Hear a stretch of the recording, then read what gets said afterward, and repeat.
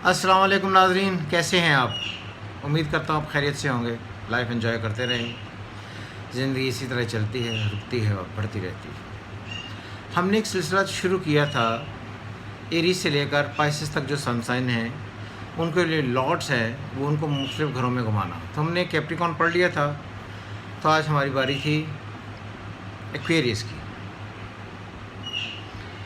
Aquarius को discuss करने से पहले मैं यहाँ पर ये बताना ज़रूरी समझता हूँ कि कुछ एक दिनों से आपने देखा होगा कि अफ़गानिस्तान की तरफ से, और ये जो वेस्ट साइड है सारी, यूएई है, सऊदी अरेबिया है, ये डिफरेंट किस्म की ख़बरें आ रही हैं कि एक डिफरेंट किस्म का ब्लॉक, मुस्लिम ब्लॉक बनने जा रहा है जो कश्मीर की आज़ादी के लिए और इंडियन के मुसलमान हैं उन पर जो तनकीद हो रही है उनको बेहतर करने के लिए उनके ख़िलाफ़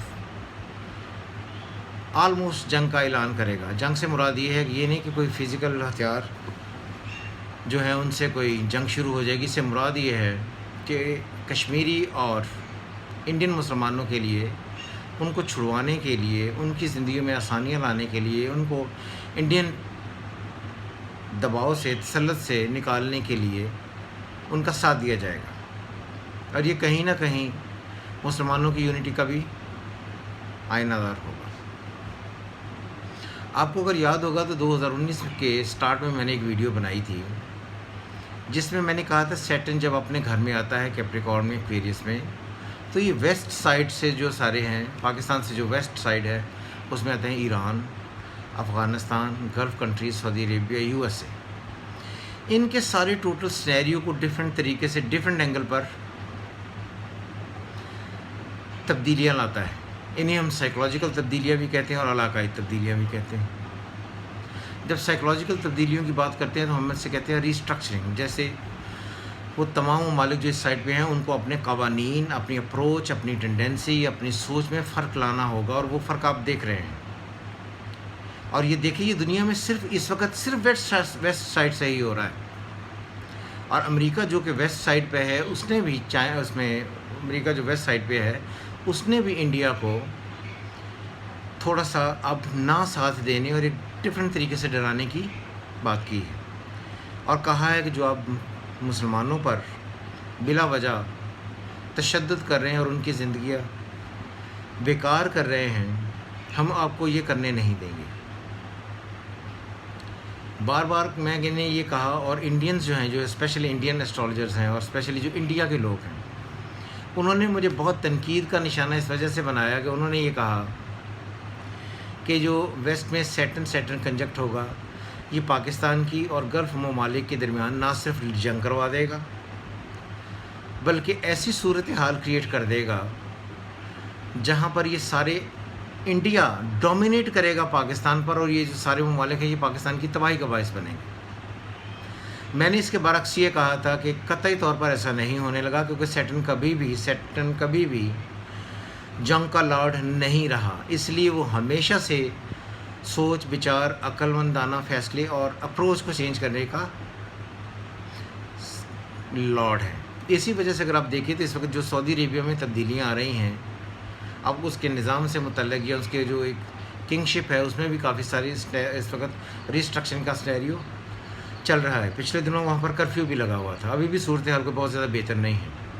तो इसलिए रीडिंग देना और किसी जैसे इंडिया की दुश्मनी करना, हमें इंडिया की दुश्मनी करने से कोई ताल्लुक़ नहीं है, लेकिन जो इंडियंस हैं वो इस बात को समझें कि जब मंडेन एस्ट्रोलॉजी पढ़ी जाती है तो उसमें ये बातें बहुत वाज़ेह हैं कि इंडिया के लिए जो भी टाइम शुरू हुआ है, जब सैटर्न अपने घरों में रहेगा, ये इंडिया के लिए वर्स्ट कम वर्स्ट सिनेरियो क्रिएट करेगा।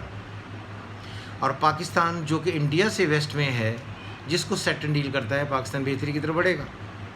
आपने देखा होगा कि इस वक्त कोरोना का वायरस भी आया था, तभी मैंने एक वीडियो बनाई थी और मैंने ये तब भी कहा था कि पाकिस्तान, क्योंकि पाकिस्तान का सन लियो है, लियो में है, यानी कि असेंडेंट लॉर्ड, ये सन का लॉर्ड है, वो सन लियो में ही है। तो इस वजह से असेंडेंट लॉर्ड असेंडेंट में होने की वजह से पाकिस्तान में बहुत ज़्यादा कोरोना फैलने के इम्कानात नहीं। अगर आप देखें जो इस वक्त लिस्ट आई है उसमें पाकिस्तान सेफ़ जोन में है। कतई तौर पर परेशान ममालिक में नहीं है। जिनके लिए परेशानियाँ हैं उनमें सबसे ज़्यादा वेस्ट अमेरिका सबसे ज़्यादा हर्ट हुआ है। उसके बाद आप देखें ईरान से ये जो कन्वर्जन हमारी तरफ हुई थी वो भी सारा एरिया उसी में है। लेकिन कतई तौर पर इंडिया के लिए जो अब टाइम शुरू होगा, मैंने बार बार कहा है, ये मोदी साहब की बड़ी मेहरबानी है कि वो उनके हुक्मरान हैं जिनकी वजह से उन्होंने उस मुल्क को इस धाने पर लाकर खड़ा कर दिया कि सारी दुनिया इंडिया के ख़िलाफ़ होकर एक महाज और स्पेशली मुसलमान ममालिक एक महाज बनाने लगे हैं, एक ब्लॉक बनाने लगे हैं जो इंडिया की तबाही का बायस बनेगा और इंडिया टुकड़े टुकड़े होगा।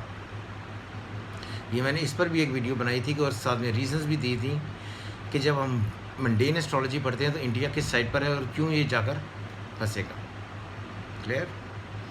तो इसलिए ये देखें, सूरत हाल को जांचें और अपने इर्द गिर्द गौर करें। जब अल्लाह अपना हुक्म सादर करता है तो फिर ये सारी तब्दीलियाँ आती हैं। और इसीलिए कहा जाता है कि एक एस्ट्रोलॉजर अल्लाह की पहले से लिखी हुई तहरीर पढ़ने की कोशिश करता है।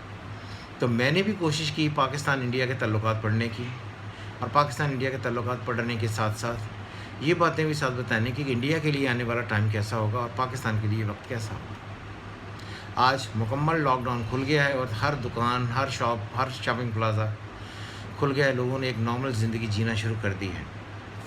फिर मैंने ये भी कहा था कि अगर आप ये सोचें कि कोरोना पाकिस्तान के लिए बहुत मोहलिक साबित होगा, तो मैंने ये तब भी कहा था कि अप्रैल के बाद मई, अब ये मई है,